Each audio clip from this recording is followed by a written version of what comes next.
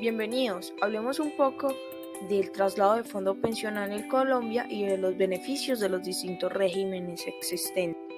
¿Cuáles son los requisitos para pensionarte en el RAIS? Pues no hay una condición de edad, no hay un mínimo de semanas requeridas. Allí lo importante va a ser que el capital de la cuenta de ahorros individual financie la pensión por lo menos del 110% del salario mínimo mensual vigente. La pensión va a depender únicamente del ahorro y los rendimientos obtenidos a través del tiempo. Si por alguna razón no se alcanza el capital requerido y se llegara a la edad de retiro, esto es, los hombres de 62 años y las mujeres de 57, con por lo menos 1.150 semanas, será posible acceder a la garantía de pensión mínima, siempre y cuando la persona demuestre no tener otro tipo de recursos y la adjudicación de dicha mesada pensional afecte su mínimo vital. Para pensionarte en el régimen de prima media, los requisitos son muy sencillos y están establecidos. Necesitarás tener 1.300 semanas y la edad mínima de retiro para las mujeres son los 57 años y para los hombres serán los 62 años. Algunas ventajas que trae el RPM son que la pensión no depende de la rentabilidad ni de cambios de tasas de intereses. Tiene las reglas claras, esto es 1.300 semanas y 57 años para las mujeres y 62 para los hombres. El Estado garantiza el pago de los beneficios a que se hacen acreedores los afiliados y sus beneficiarios. Se va a recibir una pensión vitalicia. Los beneficiarios pueden contar con una pensión de invalidez y sobrevivencia. Genera confianza y seguridad porque el monto de la mesada pensional depende del tiempo, del salario base de cotización y del tiempo acumulado. El cálculo de la mesada pensional va a ser en razón de los últimos 10 años cotizados. Los aportes de los afiliados constituyen un fondo común de naturaleza pública que garantiza la calidad a quienes se pueden pensionar. Y es posible acceder a programas como Colombia Mayor y los BEPS para aquellas personas que no van a alcanzar a pensionarse. Las desventajas quizás serían que los aportes van a un fondo común y luego van a ser distribuidos entre los distintos afiliados para pagar la pensión de los demás, por lo cual cuando la persona pretende solicitar una indemnización sustitutiva cuando no cumple con las condiciones para pensionarse, el monto de esta indemnización va a ser mucho más inferior que si estuviera en un fondo privado. Algunas de las ventajas de estar en el RAIS son que no vas a requerir un número de semanas y tampoco vas a requerir tener la condición de la edad. Lo importante es que el capital de tu cuenta de ahorros individual financie la pensión por lo menos del 110% del salario mínimo mensual legal vigente. Por lo tanto, la pensión dependerá únicamente de lo ahorrado y de los rendimientos obtenidos a través del tiempo. Cuando llegue el momento de pensionarse, podrá elegir una de las 7 modalidades de pensión de las administradoras de fondos pensionales, como por ejemplo la renta vitalicia. Los saldos de la cuenta individual son heredables hasta el 5º grado de consanguinidad. En caso de pertenecer al régimen de prima media y hacer el paso al RAIS, ciertos empleadores o entidades reconocerán lo cotizado mediante un título valor reconocido como un bono pensional. No habrá un límite en el monto de lo cotizado y se podrán realizar aportes voluntarios.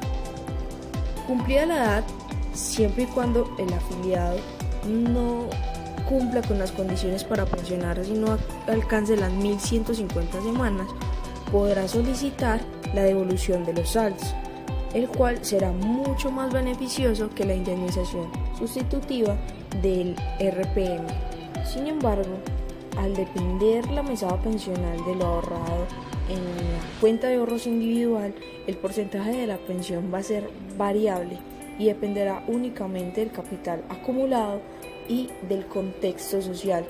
La pensión estará sujeta a riesgos de rentabilidad y a cambios de tasa de interés que únicamente son controlados por los fondos pensionales. Una persona de bajos ingresos no puede acceder a un fondo privado pensando en términos de pensión, pues no podrá alcanzar el capital suficiente para pensionarse o alcanzará solamente una pensión por un salario mínimo.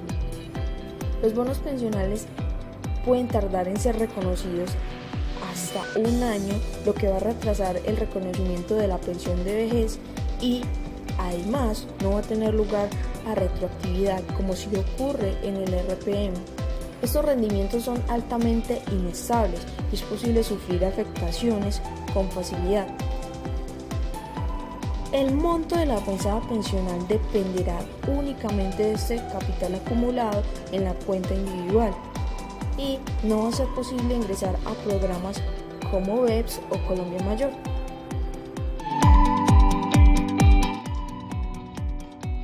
Ahora veremos cómo efectuar el traslado del fondo pensional administrativamente. Para ello es de tener 5 años de permanencia en el régimen de prima media con prestación definida o régimen de ahorro individual con solidaridad. No importa si te has trasladado entre fondos privados, lo importante es que la suma del tiempo en el régimen privado sea mínimo de 5 años. Debes estar a más de 10 años del cumplimiento de la edad de pensión. Si ya cumpliste 37 años si eres mujer o 42 si eres hombre, deberás solicitar y recibir la doble asesoría con ambos regímenes, es decir, con Colpensiones y con tu fondo privado. El traslado de fondo administrativamente es posible antes de cumplir 52 años para los hombres y 47 para las mujeres. Recuerda que es necesario diligenciar el formulario de traslado de régimen establecido y tener a mano el documento de identidad. El traslado se hace efectivo el primer día calendario del segundo mes posterior a la fecha de erradicación de la solicitud de traslado. ¿Cómo acceder a una doble asesoría? Inicialmente, la doble asesoría consiste en la aplicación del deber de información que tienen los fondos pensionales con sus posibles afiliados. Obligación de explicarle los pros y los contras del fondo pensional en donde decidan afiliarse. En esta doble asesoría se realizará una proyección según las condiciones de vida del afiliado, esto es, salario, edad, sexo, grupo familiar, entre otros. Factores que influirán en la posible mesada pensional que tendrá el afiliado en ese fondo, comparado con el del régimen contrario, para así hacer una confrontación real y verdadera de qué fondo pensional es más conveniente según cada caso en particular. Cada fondo pensional cuenta con un canal digital por el cual es posible realizar la solicitud de doble asesoría, donde solo es necesario registrarse, creando un usuario y una contraseña en la página web oficial del fondo en el que se encuentra afiliado. Posteriormente, elegir el trámite de doble asesoría y programar un día y una hora para recibir la asesoría del fondo pensional y luego la asesoría del fondo pensional del régimen contrario. En caso de que el afiliado no logre hacer la solicitud por los canales digitales, también es posible solicitar la doble asesoría telefónicamente, comunicándose a la línea de atención al cliente y siguiendo las indicaciones que se vayan presentando. Igualmente se agendará un día y una hora para efectuar la asesoría del fondo en el que se encuentra afiliado y después la asesoría del fondo perteneciente al régimen contrario. ¿Qué es entonces la ineficacia del traslado? La jurisprudencia ha expresado que los trabajadores tienen la opción de elegir libre y voluntariamente el régimen pensional que mejor les favorezca, razón por la cual si una persona natural o jurídica transgrede ese derecho de afiliación y selecciona unilateralmente ese sistema de seguridad social, se generará como consecuencia la ineficacia del traslado. La Corte Suprema ha expresado que la AFP tiene el deber de brindar una información oportuna y adecuada, que tienen el deber de carácter profesional. Primero, por la alta complejidad de la información que se debe analizar antes de la afiliación o el traslado. Segundo, por los derechos constitucionales que se encuentran comprometidos. Tercero, porque se trata de una actividad que concierne intereses públicos. Y cuarto, porque debe primar en su comportamiento y decisiones una ética de responsabilidad social, transversal a todo su quehacer. Si ya te encuentras pensionado, no podrás realizar un proceso de ineficacia del traslado. Deberás realizar un proceso de indemnización por daños y perjuicios, como lo ha expresado la Corte Suprema de Justicia. Eso fue todo, esperamos haber sido súper claras con la información. Si te quedan dudas, por favor no dudes dejarnos un comentario. Hasta luego.